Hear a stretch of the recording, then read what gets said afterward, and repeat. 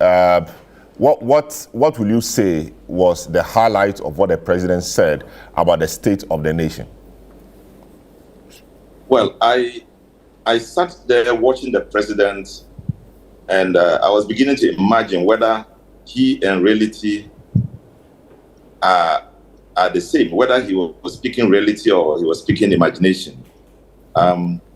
This is a man who the Ghanaian has a lot of confidence in, that in his regime, so much was going to change.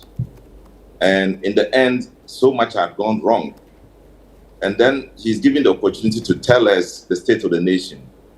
And then his whole account of the state of the nation is to present a picture contrary to the expectations of anybody and contrary to the expectation of the real issues on the ground.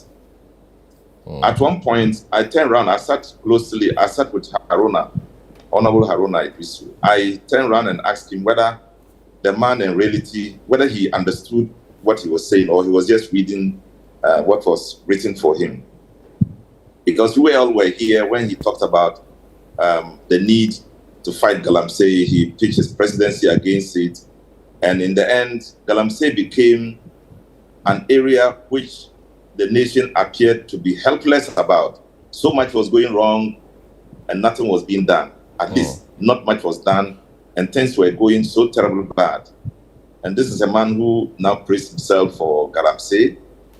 And then the economy, having sunk to this level, to the distress of almost every Ghanaian, the pain touched the nerve of almost everybody. Then he now tells us, well, I'm living with you a good economy, a sound economy. And at each time, you begin to wonder, is that the situation we are facing, or is it something that we really need to examine, whether it is true that we are suffering or the nation is bad? Did Ghanaians vote without knowing that things were better than what they imagined? So I didn't see much of reality in the presentation he did.